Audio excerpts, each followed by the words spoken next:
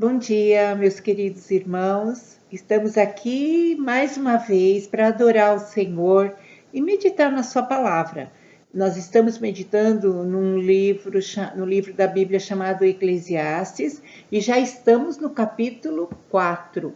Meu esposo deu ontem no capítulo 3 sobre o tempo, porque ele fala muito da brevidade do tempo. Toda a aflição dele é a brevidade do homem, não é? Que ele não consegue, assim, como se ele quisesse segurar na mão o tempo, não é? As coisas que ele faz, porque todas as coisas que fazemos aqui na Terra é tudo vaidade, tudo bolinha de sabão. Quem corre atrás do vento e pega o vento? Ninguém, não é? O vento é impossível de ser pego. Então, nós estamos meditando nisso. E é um livro reflexivo, porque às vezes muitos de nós cristãos ainda nos apegamos às coisas dessa vida e achamos que sem elas nós não vamos ser felizes. E não é bem verdade. Não é nada verdade.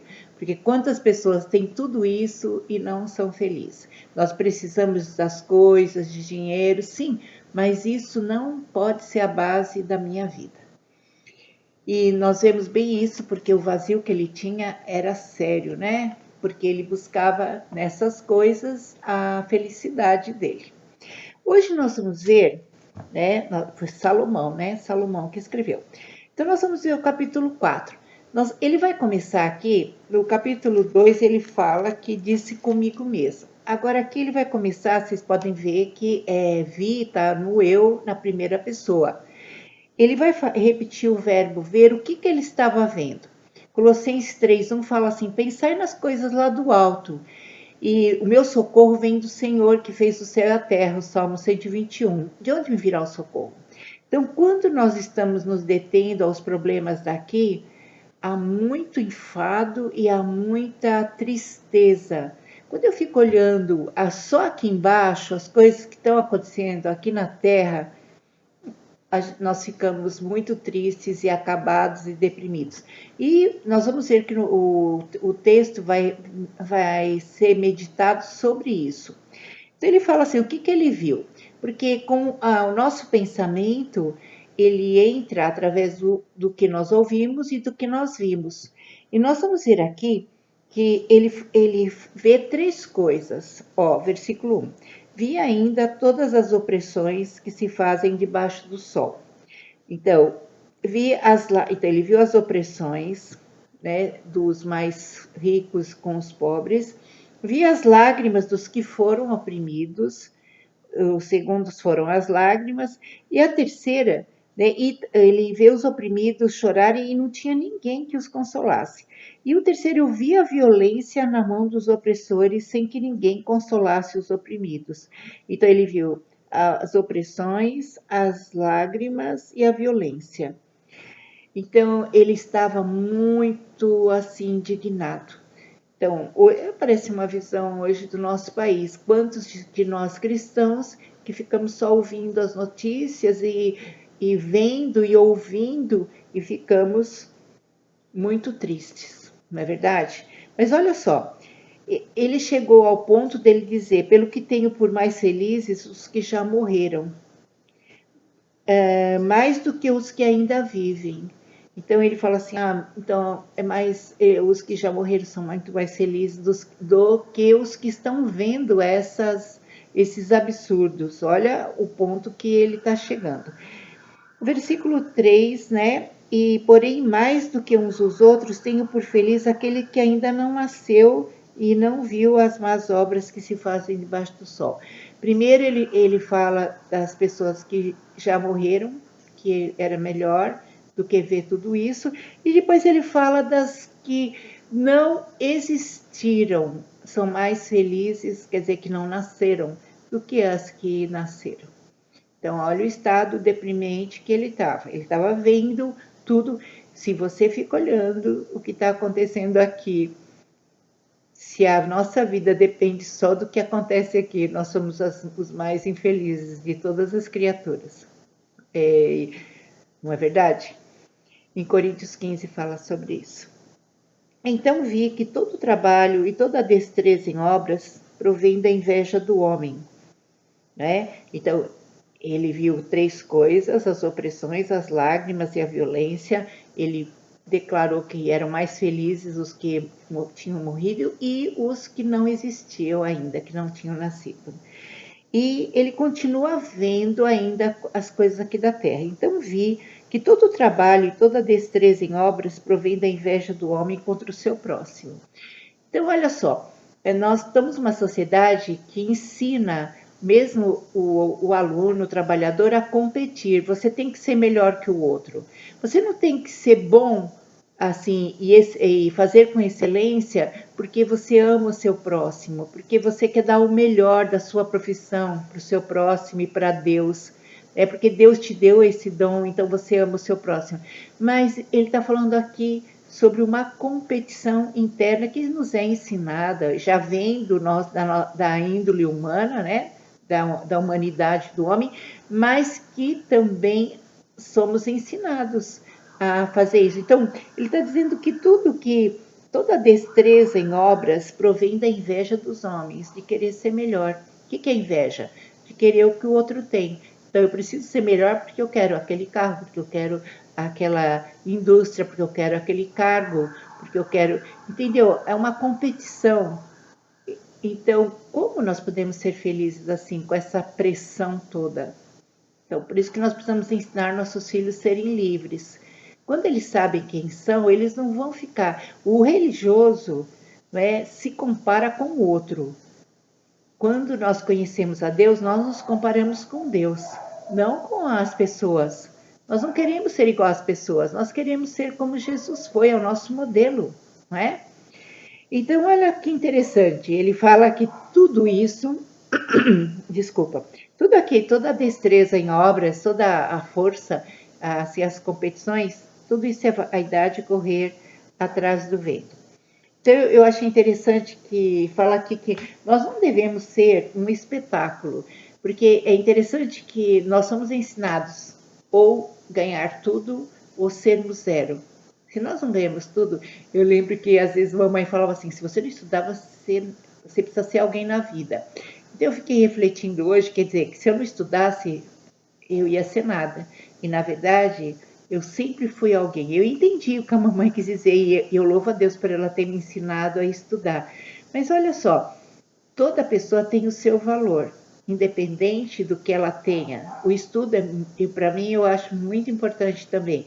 Mas olha que interessante, ou eu preciso estar acima das pessoas, né, eu ser um Deus, ou eu sou zero à esquerda, eu sou nada.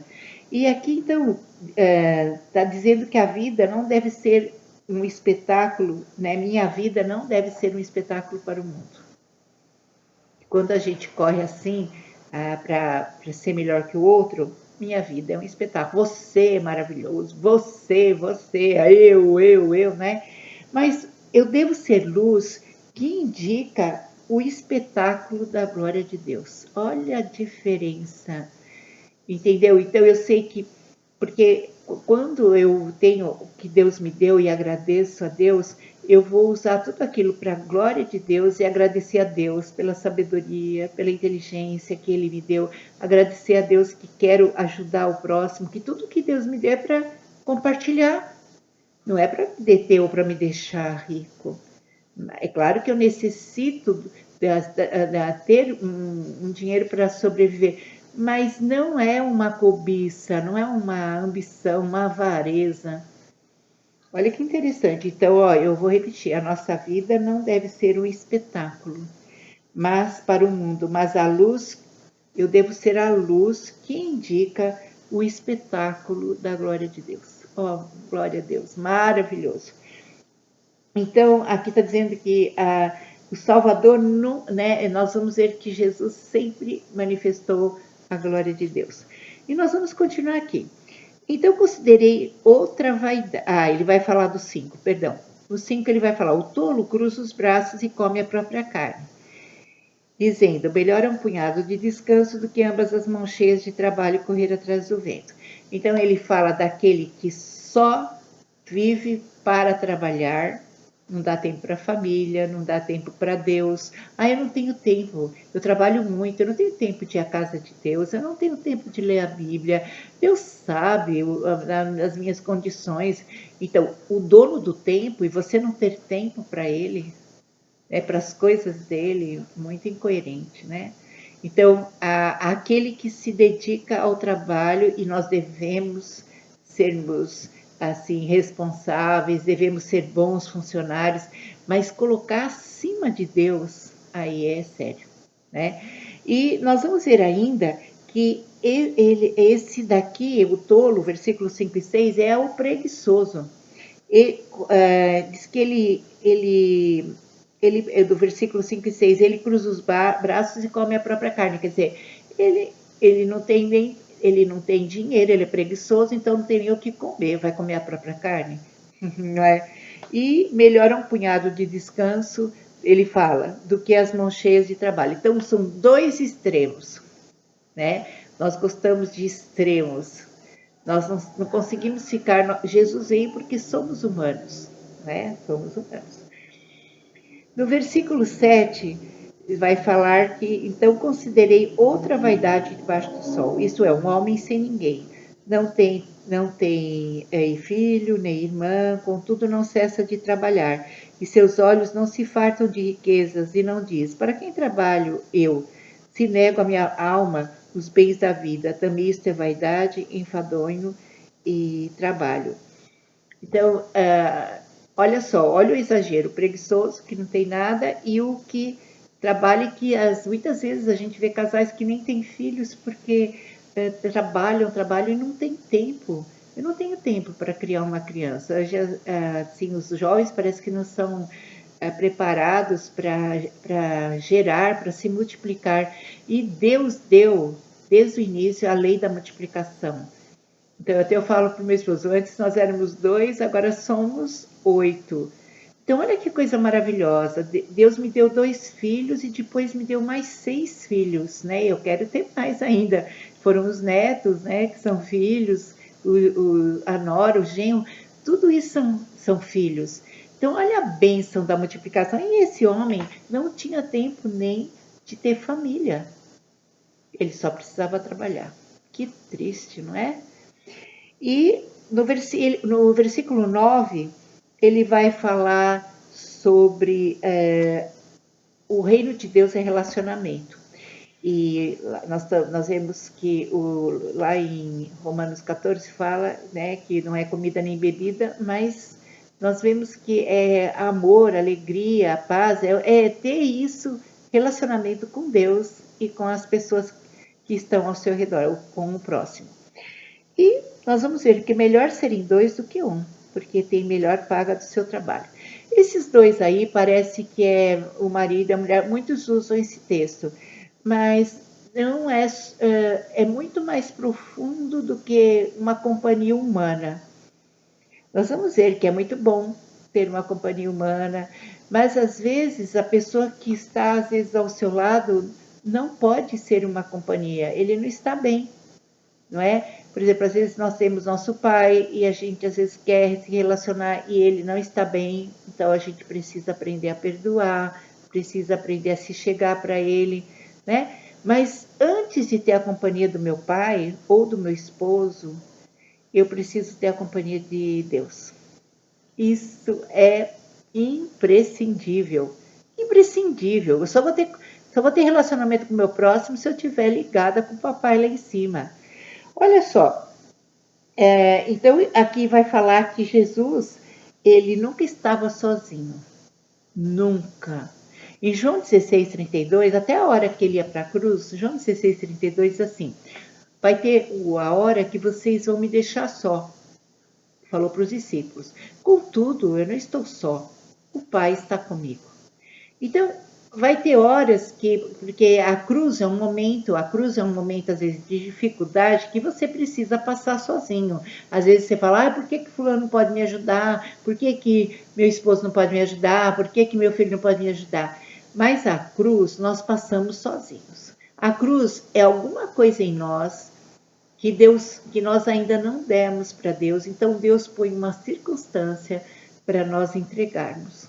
né? Porque quando a gente passa pela cruz é a morte do nosso eu. Por isso que lá em João 12:24 diz assim: se o grão de trigo caindo na terra não morrer, fica ele só. Mas se morrer, produz muitos frutos. Então, quem está só, quem sente solidão, aquele que não quer morrer para si mesmo. Porque o meu primeiro relacionamento é com o papai lá em cima. Eu preciso ter intimidade com ele, eu preciso querer conversar com ele. Eu estou lavando louça, ou fazendo comida, ou tomando banho, ou dormindo. Eu estou falando com meu pai. Ele cuida de mim. Ele me compreende mais do que todas as pessoas. Meus filhos me compreendem, mas não como Deus Pai. Meu esposo me compreende, mas não como Deus Pai. Meus amigos me entendem, mas não como Deus Pai. Então ele fala: contudo, eu não estou só, o Pai está comigo. Então a pessoa que se sente só é porque ela não quer morrer para si mesma. Ela, na verdade, ela tem os seus pensamentos, ela está detida aqui na terra, ela não vê as coisas do alto e não procura o relacionamento com aquele que a fez, que a criou. Eu muitas vezes me sentia só, porque eu não queria morrer para mim mesma, porque eu queria que as pessoas viessem para mim. E morrer para si mesmo, o amor é dar. É você não querer receber, é você querer dar. Eu já recebi todo o amor do mundo na cruz do Calvário. O próprio Deus morreu por mim. Ó, como o próprio Deus morreu por você. Ó, como você é importante, como somos importantes. Né? Glória a Deus, embora a gente não mereça, né? Glória a Deus por esse amor maravilhoso que Jesus deu. Então, olha que interessante. Ele está falando aqui, então, se é melhor serem dois. Esse dois primeiro é eu e Jesus, eu e o papai lá em cima. Jesus é o próprio Deus, não é? E por quê? Eu tenho melhor paga do meu trabalho. Se eu vou trabalhar com Jesus, se eu vou estudar com Jesus, é outra coisa. Ele está comigo, ele vai cuidando de mim. Né? Então, porque se caírem, um levanta o companheiro. Ai, porém, do que estiver só, pois caindo não haverá quem o levante. Né? Então você vê quem é que nos levanta. Quem é que nos levanta quando caímos? É o papai lá em cima, ele que cuida de nós. Também se dois dormirem juntos, se aquentarão, mas só um como se aquentará. Então quantas vezes, né, eu às vezes chegava do serviço, eu estava chateada, né, e com algumas coisas, e eu falava, eu deitava e falava: Senhor, eu preciso do teu colo. E Deus vinha me pôr no colo dele como uma criança. E ele me aquentava, ele me acariciava, porque ele é Deus. Como um pai se compadece do filho, assim ele faz conosco. Então, é claro que é tão bom também nós termos nosso esposo para fazer isso, nossos filhos, mas primeiro é Deus. Aí ele continua aqui. Por isso que ele vai falar também, se alguém quiser prevalecer contra um, os dois resistirão, o cordão de 3 dobras não se arrebenta com facilidade. Então, por isso que também eles usam, esse texto é usado muito em casamento. Por quê? Porque é comparado o noivo, a noiva e Jesus.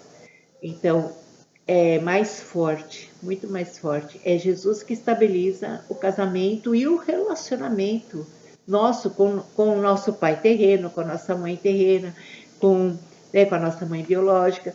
Então, é Deus que sustenta, é esse laço de amor que não deixa arrebentar a corda.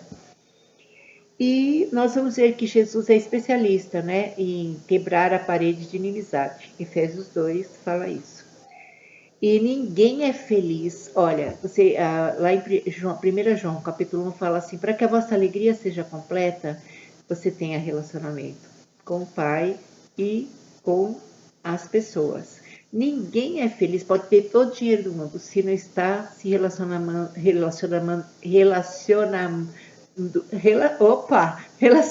bem com o pai e com a mãe, ou com o esposo, está com raiva, está cheio de bronca. Ninguém é feliz com isso.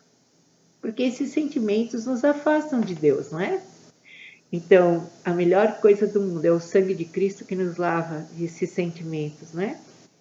E ele continua aqui: melhor é o jovem sábio do que o rei velho e insensato, que já não se deixa admoestar. Então, aí ele fala que é melhor ser pobre do que, às vezes, muitas vezes, um velho, né, que é rico, que é cheio de poder e não se deixa admoestar. Por quê? Nós sempre estamos aprendendo. De Deus, estamos sempre aprendendo com as pessoas. Por que que a gente fica orgulhoso, né? E quando alguém mais experiente vier nos admoestar que nós estamos errados, o orgulho, aqui é um orgulho, não é? Ainda que aquele saia do cárcere para reinar ou nasça pobre no reino deste. Então, às vezes, as coisas podem inverter, né? Às vezes um nasce para reinar, nasce pobre e depois reina, e aquele que às vezes nasce rico fica mendigando. Então, o tempo pode mudar a situação, dependendo das minhas escolhas, não é verdade? E continua, vi aqui, ó, o terceiro dia aqui, todos os viventes que andam debaixo do sol, com o jovem sucessor que ficará no lugar do rei. Então, porque tudo é efêmero. Às vezes, eu sou maravilhosa, daqui a pouco aparece, né, já aparece alguém melhor que um jogador de futebol, está no auge, já aparece outro melhor que ele, não é verdade? Era sem conta todo o povo que ele dominava, tão poucos que virão depois se hão de regozijar nele. Quer dizer, um é aclamado, já o outro, o povo vai aclamar melhor. Por isso que fala aqui que a nossa vida não deve ser um espetáculo, mas uma luz que leve o espetáculo da glória de Deus. Se eu trabalho só por causa de mim mesma, nós sou mais infeliz das criaturas. Na verdade, eu trabalho para a glória de Deus e para abençoar meu próximo, né? Para abençoar as pessoas com o talento que Deus me deu. Nós vamos ver que a inversão da opressão, o orgulho e a solidão, porque ele vai falar da opressão, do orgulho de ter as coisas, né, de ter inveja, de querer ser melhor, e da solidão. O oposto disso é a vida com Cristo. Então, ele tá olhando para as coisas daqui da terra, não é? Então, se eu for olhar também, qualquer um que for olhar somente, é tudo fadiga e tristeza e opressão. E aí nós vamos ver que os benefícios, então, da intimidade e do relacionamento e da companhia de Deus. Os benefícios. Que coisa maravilhosa nós termos intimidade com o Pai através de Jesus. Então, eu acho interessante também que não é livre, né, quem faz o que quer e na hora que quer. Então, nós vamos ver aqui que as pessoas estão fazendo tudo na hora que quer, ou então, às vezes, eu estou sendo oprimida e quero ficar livre agora. E o Senhor sabe o fim proveitoso, né? O fim proveitoso que vai vir depois, se eu resistir à tribulação e à provação. Mas o que é bom, o que é ser livre? Não é aquele que faz o que quer, porque às vezes a gente fala assim, eu quero ser livre, vou fazer o que eu quero, na hora que eu quero. Mas olha só, ser livre é você, olha assim, é você se controlar em tudo para fazer a vontade de Deus. Esse é o verdadeira liberdade. Nós vemos José, que foi tentado e ele podia fazer, não tinha ninguém ali, ele podia fazer o que ele quisesse com aquela mulher, a mulher de Potifar, em Gênesis 39, né? E o que ele decidiu fazer? Ele pediu a Deus o controle, o domínio e fugiu. E fugiu daquela situação. E ele ainda fala, faria eu tal coisa para o meu Deus? Ele se relacionar com uma mulher que era casada e ele não era casado com ela, eu faria eu tal coisa. Então, ele verdadeiramente era um homem livre. Porque o homem que não aguenta e cede, ele é escravo. Escravo das paixões. Escravo do pecado, escravo de si mesmo. E diz que a maior guerra que vencemos, a maior guerra, a maior batalha está dentro de nós. Quem consegue vencer as guerras, né, só com o poder de Deus. Quando nós pedimos a Deus para conseguir vencer as batalhas, é melhor do que invadir uma cidade e ganhar aquela guerra, porque a maior guerra está aqui dentro.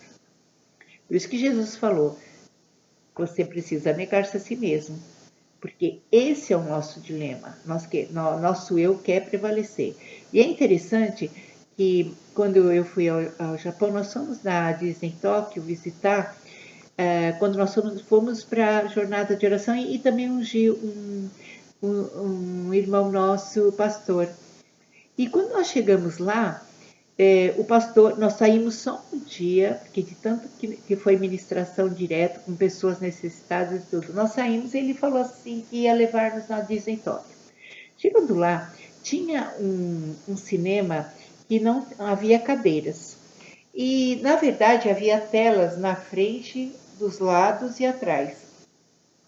Deus nos fez com a visão 90 graus. Ó, veja bem, eu vejo aqui, porque 360 é o globo todo.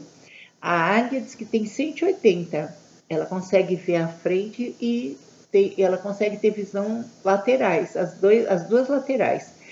E naquele cinema, o Espírito de Deus falou muito comigo. Porque quando eu estava em pé assim, o Senhor, o cinema saía, olha só, a imagem saía assim, um avião saindo da minha frente e aqui toda a mata, eu via a mata, mas eu precisava virar. E depois eu precisava ficar em pé para virar para trás, porque o avião passava por cima da minha cabeça na imagem. Era um cinema 360 graus. Então, o senhor falou, tá vendo? Você vê só 90 graus. A minha visão é essa, 360 graus. Por isso que Jesus falou, sem mim você não pode fazer nada. Porque Deus vê as coisas no todo. Nós vemos parte e nós já ficamos orgulhosos e achamos que sabemos tudo, não é? Como tem aqui nesse texto. Eu vou oprimir o opressor, vou passar por cima de todo mundo, eu quero ter aquele carro que o outro tem, então eu quero agora, vou esperar. Então a gente pensa que está por cima. E na verdade, esse tipo de pessoa ela é escrava de si mesma. Então Jesus falou que a maior libertação e o maior inimigo de nossas vidas é o nosso eu.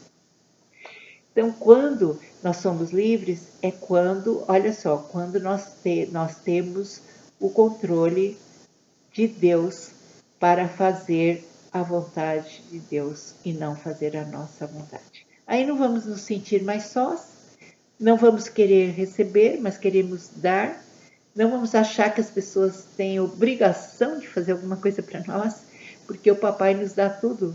Então, ele nos dá para nós podermos dar para as pessoas. Não precisamos ter expectativas com ninguém, somente com o nosso papai, que não falha, não falha. Ele cuida de nós e nos protege e nos dá. Nós não precisamos competir com ninguém, porque nós temos o Senhor dos Senhores e o Rei dos Reis para nos dar tudo o que precisamos. E não precisamos de ter aqui na terra. A Bíblia fala assim, olhai as coisas que estão lá no alto. E diz assim, eu estou no Salmo 121, de onde me virá o socorro, né? Meu socorro vem do céu. Ele olhou para o céu, para as coisas lá do alto, e ele ficou feliz, porque ele sabia que Deus ia protegê-lo. Para onde você está olhando, meu querido? Ó, aquele tem 3 vis. Eu vi. Isaías falou, eu vi a glória do Senhor. Quando você vê a glória do Senhor, toda a glória dessa terra se torna nada, e toda a opressão se torna nada, e todos os pecados dos outros se tornam nada. Quando você vê o Senhor, você vê tudo, você tem tudo. Queridos, muito bom meditar. Né? Para quem você tá vendo o quê? Jesus falou, se teus olhos forem bons, né? Todo o teu corpo será luminoso, não é? Então, lá em Mateus 5, 6 e 7, o Sermão do Monte, ele fala sobre os olhos. Então, por onde os seus pensamentos estão absorvendo o quê? Vendo e ouvindo o quê? Então, senão você vai ficar fatídico igual Salomão, quando nesse capítulo que estava vendo todas as coisas debaixo do sol e aqui, e sem perceber a visão de Deus, não é verdade? Mas no final ele fala do relacionamento. Isso é muito maravilhoso. Tenha um relacionamento com Deus e com as pessoas que estão ao seu redor. Perdoe-as, receba o perdão de Deus, receba o amor de Deus para você ter o que dá para elas. Queridos, um bom dia, um beijo grande, amo vocês, que o Senhor abençoe e que nós possamos ver o Senhor e não ficarmos detidos com as coisas aqui da terra, em nome de Jesus.